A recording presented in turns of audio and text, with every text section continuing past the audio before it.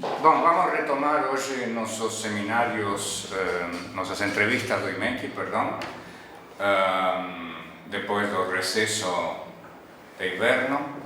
Hoje nossa entrevista vai ser com a professora Nancy Garcia, que é professora titular do Departamento de Estatística. Nancy, fale brevemente para nós o que é sua área de pesquisa. Bom, atualmente eu tenho duas áreas de pesquisa. Eu trabalho com probabilidade e processos estocásticos e eu trabalho com análise de dados funcionais, basicamente. A área de probabilidade e processos estocásticos, na realidade, é uma área de construção de modelos e a derivação das propriedades teóricas dos modelos. Esses modelos depois eles são utilizados em fenômenos práticos, espera-se, e essas propriedades elas permitem de entender se esses fenômenos seguem aquela lei ou aquela modelo teórico que a gente tem, tá certo? Minha outra área de pesquisa é uma área mais na área de estatística, que também é criação de modelos, no caso onde as observações são curvas, ao invés de serem números. Então, quando alguma pessoa é entrevistada ou medida, o que se mede é uma curva e não um número. Então, você tem uma área de pesquisa vinculada à probabilidade e outra vinculada à estatística. Sim. Você pode ser probabilista sem ser estatístico? Você pode ser probabilista sem ser estatístico. E você pode ser estatístico sem ser probabilista? Na minha opinião, não. Ou não precisa ser uma pessoa que seja totalmente expert em probabilidade, mas precisa saber bastante probabilidade para ser um estatístico. Como você chegou na sua carreira a seu atual estágio? Bom, eu fiz graduação na Unicamp em estatística. Eu comecei, na realidade eu comecei fazendo matemática licenciatura, depois de um ano eu mudei para estatística. Durante a estatística eu fiz um curso de cálculo 3 com Marco Antônio Teixeira. Marco Antônio Teixeira conversou comigo depois desse curso e perguntou se eu não queria ser bolsista de iniciação científica em alguma área, e eu aceitei, sem muito saber o que era um bolsista de iniciação científica, mas eu aceitei ser bolsista de iniciação científica e eu fui bolsista do professor Norberto Dax. E eu trabalhei com identificação de fatores de risco para recém-nascidos de baixo peso. Eu tinha uma bolsa FAPESP e eu fiz um projeto de iniciação científica, acho que 2 anos, aqui na Unicamp. Durante esse tempo, eu fiz um verão no Rio de Janeiro, no INPA. Eu fiz um curso de verão de análise, no verão de 84, eu acho. E decidi que eu ia fazer mestrado no INPA. Então, depois eu fiz mestrado em 85. Antes de terminar a graduação, eu tinha só mais um semestre aqui, eu iniciei meu curso de mestrado no INPA. Eu fui para o INPA para fazer estatística, para fazer modelos lineares, que na época o INPA tinha uma pós-graduação em estatística. E eu fiz um curso de probabilidade com a professora Maria Eulária Vares. Me encantei com probabilidade e decidi fazer probabilidade. Então aí eu fiz minha dissertação de mestrado em probabilidade, em sistema de partículas. Fui contratada na Unicamp quando eu terminei o mestrado.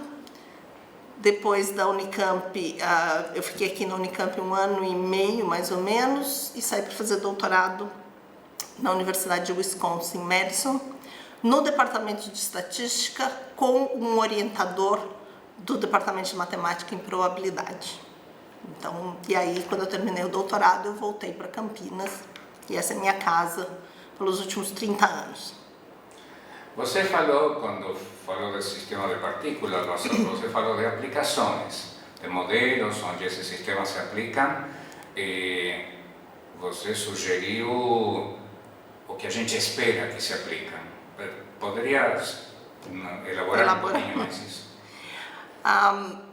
Bom, o que eu entendo de probabilidade, acho que eu vou colocar da forma como eu coloquei uma vez, é que em probabilidade você cria sequências, diversos modelos, e esses modelos são como padrões. E você tem diversos padrões que você pode escolher. E quando você pega um problema de conjunto de dados reais, o que você tem que entender é se os seus dados reais se encaixam em algum desses padrões para poder usar as propriedades desses padrões para entender o seu conjunto de dados reais. Então é assim que eu vejo a parte de probabilidade, onde você constrói esses modelos, deriva propriedades teóricas desses modelos e depois você utiliza essas propriedades para poder saber se o seu problema de dados reais, em quais desses modelos ele se encaixa e com isso poder deduzir estimadores e fazer inferência em cima desse conjunto de dados. Mas em que situações práticas se aplica um sistema de partículas? Sistema de partículas? Bom, sistema de partículas são modelos microscópicos. Então, o que você faz é, você constrói modelos para interações entre as partículas de forma microscópica. Então, como que essas partículas que a gente chama, essas partículas podem ser pessoas, essas partículas podem ser átomos, como elas têm uma interação. Em geral, em todos os fenômenos, as interações são mais ou menos locais. Depois, modelando essas interações locais, de alguma forma você pode dar um zoom no problema, né? Você pode se afastar do problema e entender como funciona macroscopicamente o sistema. Então, o sistema de partículas interagentes serve para modelar, por exemplo, o comportamento de uma usina nuclear, o que vai acontecer quando você olha o problema de forma macroscópica.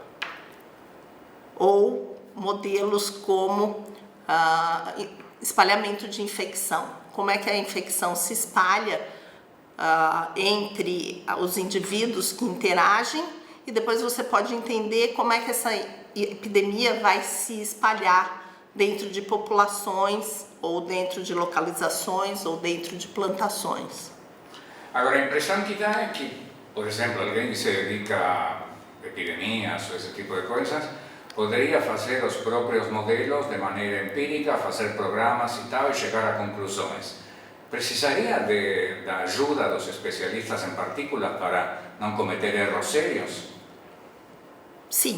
Eu acho que sim, são diferentes modelos. Eu acho que os sistemas de partículas, eles ajudam a entender realmente a natureza do problema. Você pode construir modelos que expliquem o problema macroscopicamente de uma forma empírica, como você disse.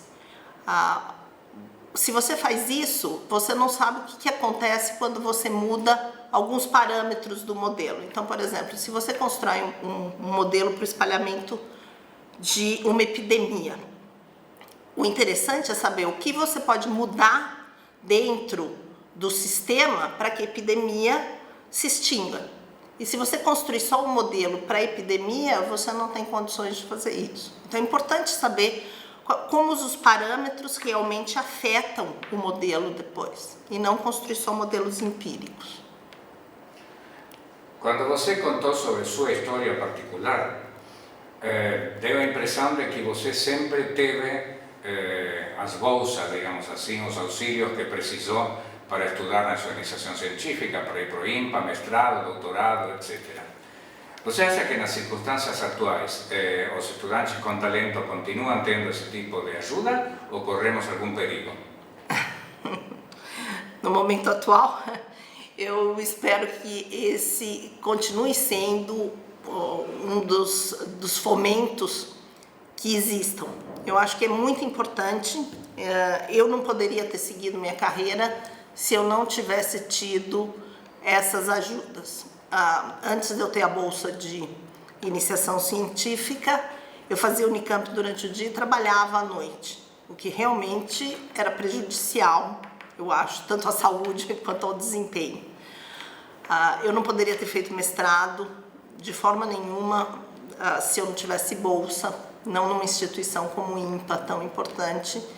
E eu acho que é muito importante ainda que seja dado financiamento para que os alunos façam doutorado no exterior, porque isso faz com que você traga ideias novas, traga novas áreas de pesquisa e traga uma contribuição e evite uma hegemonia de que todo mundo faça a mesma coisa no Brasil, apesar de que eu acho que o Brasil tem grandes áreas que podem ser desenvolvidas. Então, eu sei que a gente teve no Brasil épocas de crise, mas as bolsas nunca terminaram, elas já diminuíram e voltaram a um patamar. Eu acho que a gente estava num patamar muito razoável e eu tenho medo que essa seja uma das áreas que não tenha prioridade no governo. Espero que tenha.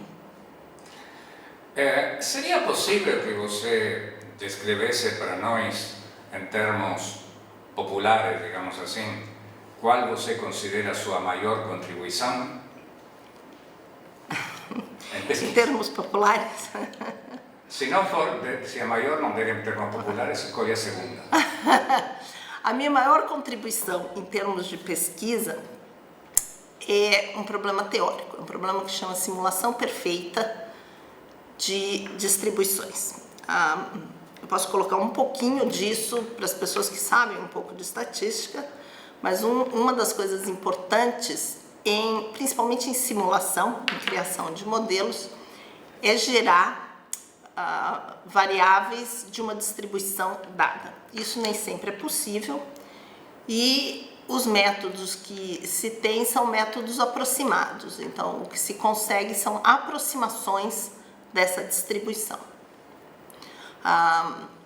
Em 1994 tem um artigo bastante importante nessa área, que foi o artigo seminal dessa área, de simulação perfeita, e essa é minha área de pesquisa, onde eu faço simulação perfeita principalmente para processos pontuais, que de alguma forma são sistemas de partículas interagentes. Então eu tenho uma área de pesquisa que é como simular de sistemas interagentes, o que permite que a gente verifique se os modelos são modelos razoáveis e permite que se faça inferência para esses modelos. Então, eu acho que essa é a minha área principal de contribuição. Mas perfeita significa que a distribuição é essa mesma, não tem erro? Isso. Não é? A distribuição é conhecida e a distribuição é essa mesma. O que é difícil é gerar, através de computador, uma variável que tenha aquela distribuição. E os métodos de simulação perfeita geram exatamente da distribuição desejada. E o que a gente tem por aí nos softwares normais não são perfeitos? Não são perfeitas, são aproximadas. Vamos saber. Em relação à nossa graduação em estatística, nossos alunos, a qualidade dos nossos alunos, a vocação deles, o que você teria a dizer? Bom, a graduação em estatística, não só na Unicamp, é um curso de baixa demanda. O que significa um curso de baixa demanda? Nós temos poucos candidatos no vestibular. Isso eu acho que se deve a um desconhecimento da área. Afinal, a estatística é uma das áreas mais promissoras, não só no Brasil, como no mundo todo, né? É uma das áreas do futuro. Qualquer lista de profissões, lista a estatística, ou analista de dados, ou cientista de dados, como uma das primeiras, tanto em interesse para o futuro, quanto em salário. Você fala também do nível de felicidade. Exatamente.